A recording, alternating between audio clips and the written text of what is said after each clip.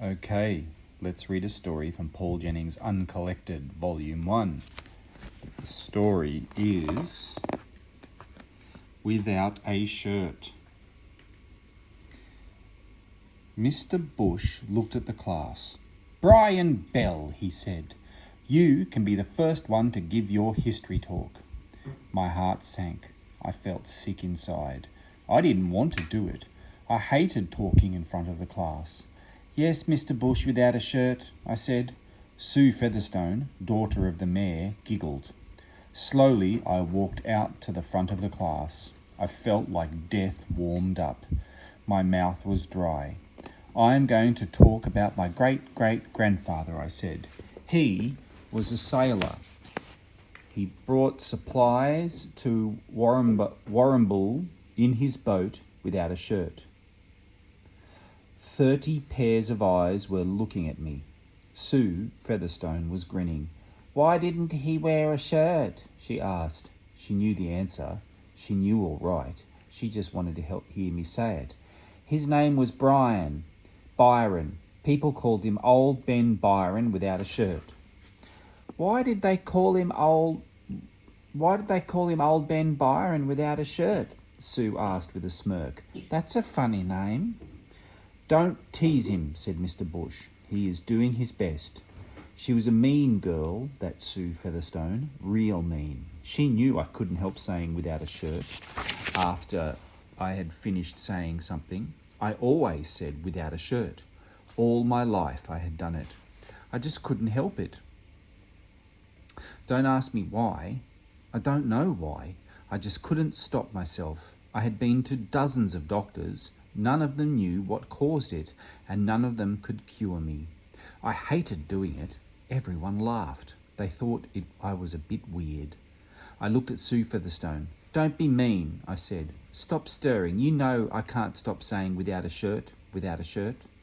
The whole grade packed up.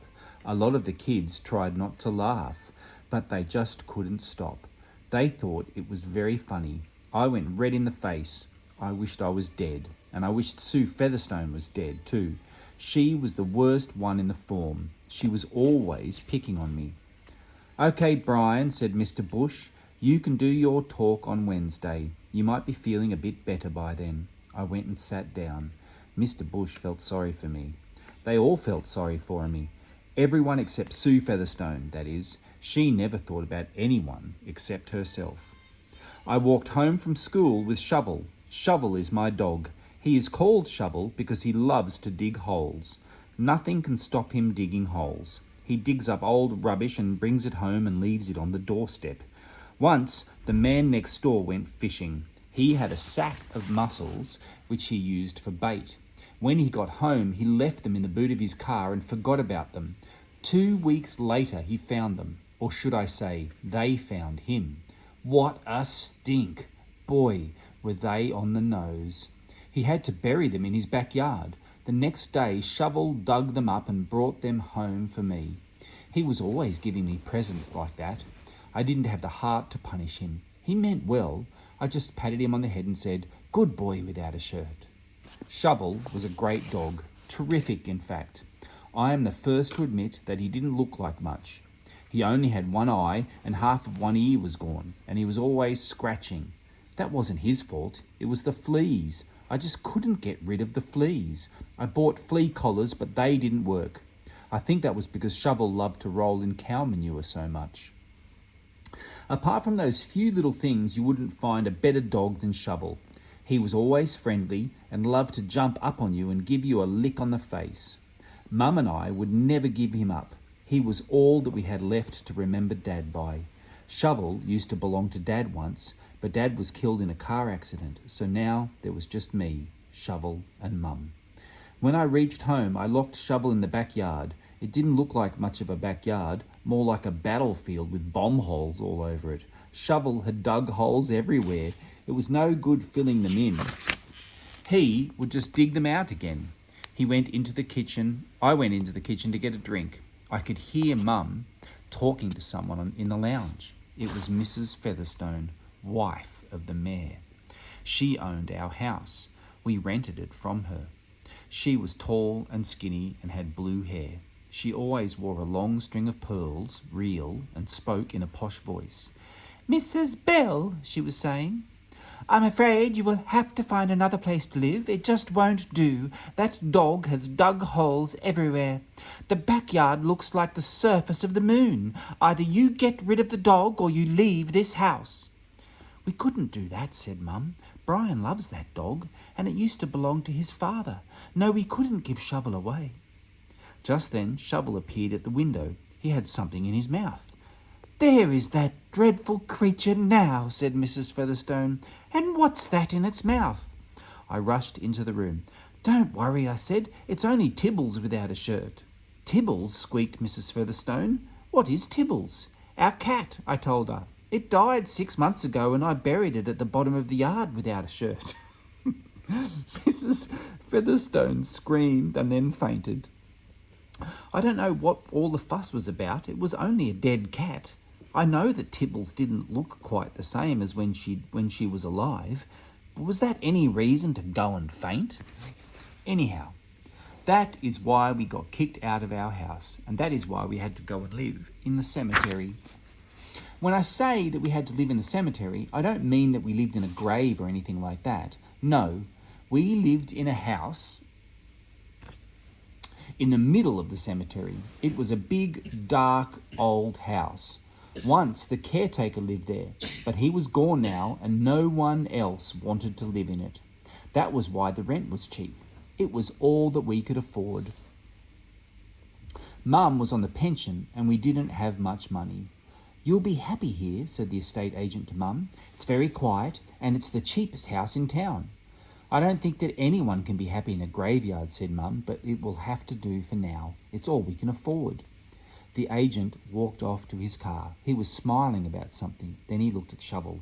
"I hope your dog doesn't dig holes," he said. "It's not a good idea for dogs to live in cemeteries to dig holes." He thought he had said something really funny. He was still laughing as he drove out of the gate. "Big joke without a shirt," I called out after him. The next day we moved in. I had a little room at the top of the house. I looked out over the graves. I could see the sea close by. The cemetery was next to the beach. We just had to walk over the sand dunes, and there we were at Lady Bay Beach. I went up to my room and started to work on my talk for school. I decided to write the whole thing. That way I could make sure that I didn't have any without a shirts in it. I didn't want to give Sue Featherstone the chance to laugh at me again. The only trouble was that the last time I tried this, it didn't work. I still said the without a shirts anyway. Still, it was worth a try. It might work this time. This is what I wrote. Old Ben Byron. Old Ben Byron was my great-great-grandfather. He was the captain of a sailing ship. He sailed in with all sorts of goods for the town. He was one of the early settlers. This town is only here because of men like Ben Byron. One day a man fell overboard. My great-great-grandfather jumped over to help him. The man was saved, but old Ben Byron was swept away. He drowned. His body was never found. I know this might seem a bit short for a talk at school. It is, but something happened that stopped me writing any more. Shovel had been gone for some time. I was starting to worry about him. I hoped he wasn't scratching around near any of the graves. I looked out the window and saw him coming. I ran downstairs and let him in. He ran straight up to my room and dropped something on the floor. It was a bone. I picked up the bone and looked at it.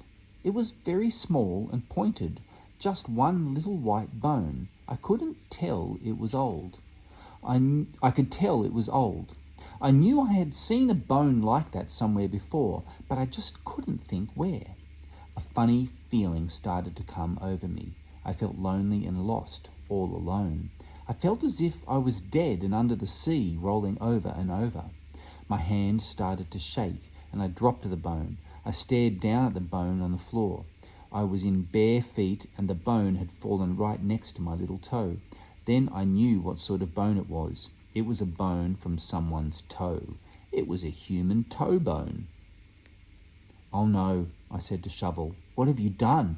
Where have you been digging, you bad dog? You have dug up a grave. Now we are in big trouble." big trouble. If anyone finds out, we will be thrown out of this house. We will have to we will have nowhere to live without a shirt. I put on my shoes and ran outside. The strange feeling left me as soon as I closed the bedroom door. I only felt sad when I was near the bone. Outside it was cold and windy. I could hear the high seas crashing on the other side of the sand dunes. "Show me where you got it," I yelled at Shovel. "Show me which grave it was without a shirt." Shovel didn't seem to listen. He ran off over the sand dunes to the beach and left me on my own. I looked at all the graves. There were thousands and thousands of them. It was a very old cemetery, and most of the graves were overgrown. I started walking from one grave to the other, trying to find signs of digging. I searched all afternoon, but I found nothing. I couldn't find the place where Shovel had dug up the bone. In the end, I walked sadly back to the house. I didn't know what to do with the bone. If anyone found it, there would be a terrible fuss. We would be forced to leave the cemetery and would have nowhere to live. When I reached the house, Shovel was waiting for me. He was wagging his tail. He looked pleased with himself. He was covered in sand, and in his mouth he had another tiny bone. "The beach," I shouted. "You found it at the beach without a shirt." I snatched the bone from Shovel. As soon as I touched the bone, the same sad feeling came over me. I felt lost and alone. I wanted something, but I didn't know what it was. It was another toe bone. I carried it up to my room and put it next to the other one. The feeling of sadness grew less. "That's strange, without a shirt," I said to Shovel. I picked up the second bone and put it outside the door. The feeling came back. It was very strong. I opened the door and put the two bones together again. I didn't feel quite so sad. "These bones are not happy unless they are together," I said. "They want to be together without a shirt." I decided to have a serious talk to Shovel. I took his head between my hands. "Listen," I said. "You have to show me where you found these bones. I will have to fill in the hole. You can't go digging up dead bodies all over the place. You just can't without a shirt." Shovel looked at me with that big brown eye. I had the feeling that Shovel knew more about this than I did. He ran over to the door and started scratching at it. "Okay," I told him, "I'll come with you. But first I will hide these bones without a shirt." I put the two toe bones in a drawer with my socks. They still felt sad. So did I. As soon as I closed the drawer, the feeling went. We headed off to the beach. It was blowing a gale. The sand blew into my eyes and ears. I didn't know what to expect. Maybe a big hole that Shovel had dug with a skeleton in the bottom. Maybe a body washed up on the beach. We climbed over the sand dunes and down to the shore. There was no one else on the beach. It was too cold. "Well," I said to Shovel, "show me where you got the bones without a shirt." He ran off into the sand dunes to a small hole. It was only as deep as my hand. There was no grave, just this small hole. I dug around with my hand, but there were no other bones. "That's good," I told Shovel. "There is no grave, and there is no body, just two toe bones. Tomorrow I will bury them, and that will be the end of it without a shirt."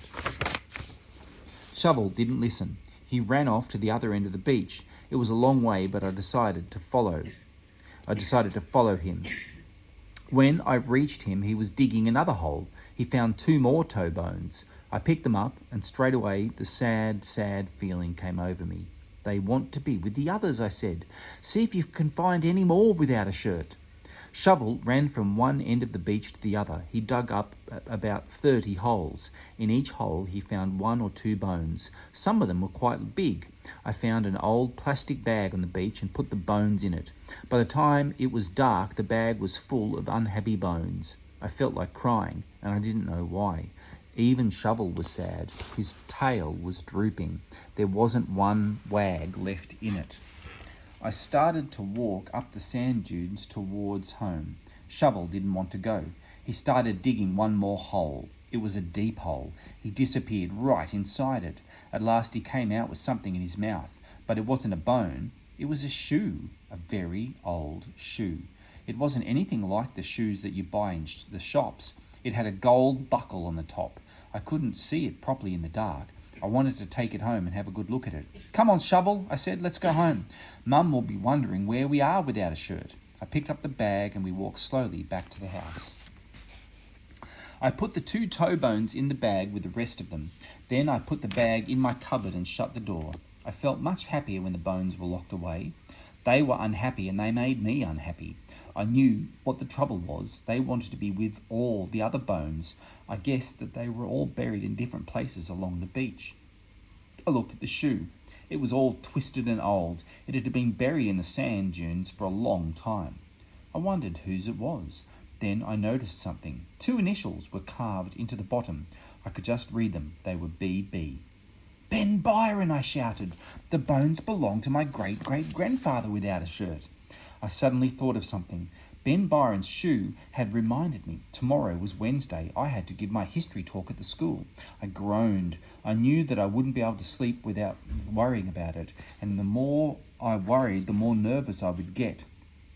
The more nervous I got, the worse I would feel. The last time I gave a talk at the school, I got 1 out of 10. 1 out of 10. You couldn't get much lower than that. Then I had an idea. I could take along the shoe. I would tell everyone I had found Ben Byron's shoe. That would make it interesting. I might even get 3 out of 10 for my talk if I had the shoe.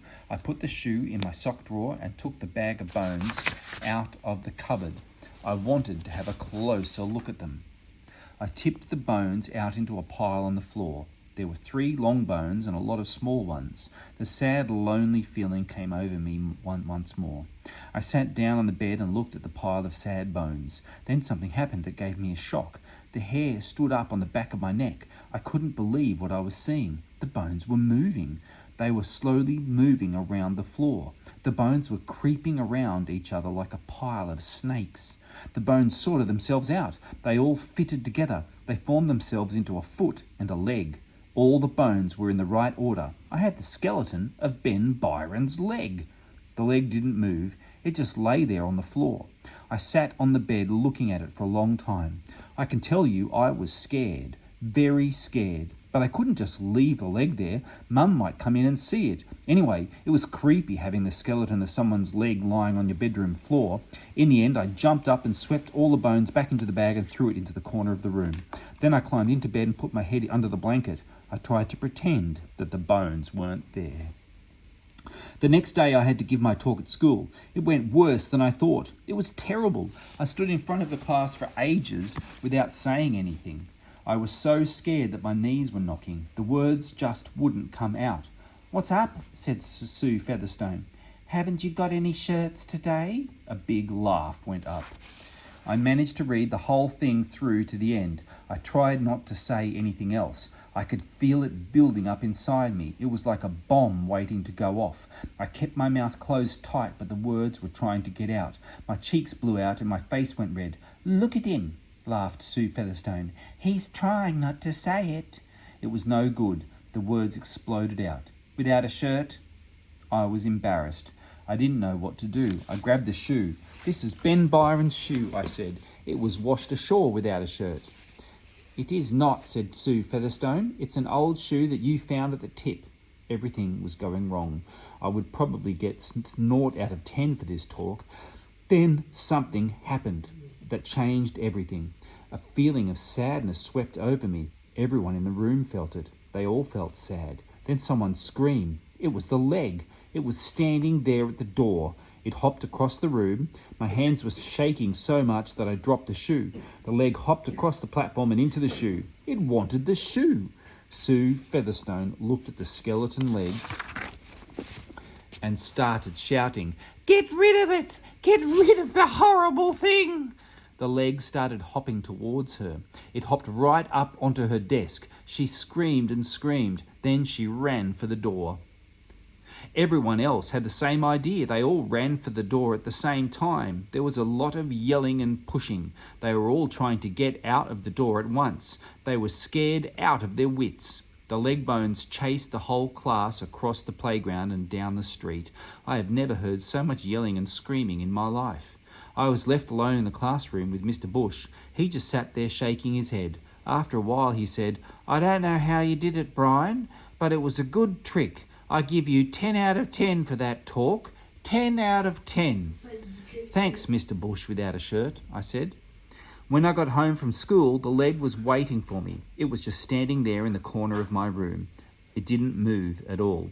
but it was so sad, and it made me sad. I felt as if I were a skeleton myself. I felt as if my bones were being washed away by the waves, as if they were being scattered along a long sandy beach. I knew that this was what happened to Ben Byron. His bones had been washed up and scattered along Lady Bay Beach. I looked at Shovel. "We have to find the rest of the bones," I said. "This leg will never have peace until all the bones are together again. We have to find the rest of the bones, and we have to find them now without a shirt." I took a spade and a sack and walked towards the beach. Shovel came with me, and so did the leg. It hopped slowly behind us, making a plopping sound as it came. It still had the shoe on. It was lucky that there was no one on the beach. They wouldn't have believed their eyes if they'd seen a boy, a dog, and a skeleton leg walking along the beach. I could hardly believe it myself. I didn't know where to start looking, but the leg did. It hopped across the beach and stood still where it wanted us to dig. We spent all afternoon following the leg around and digging holes. In every hole we found some bones. I went as fast as I could. I wanted to get rid of the sad feeling. Tears were running down my face because I was so unhappy. Every time I found some more bones, I put them in the sack. The bones were glad to be together. I could tell that, but they were still sad. They would not be happy until I found the last one. After a long time, I found the last bone. It was the skull. It was in a hole with an old shirt, a very old shirt. I had never seen one like it before. I put the skull and the shirt in the sack. Then I held open the top. The leg hopped into the sack with the other bones. The feeling of sadness went as soon as the leg joined the other bones.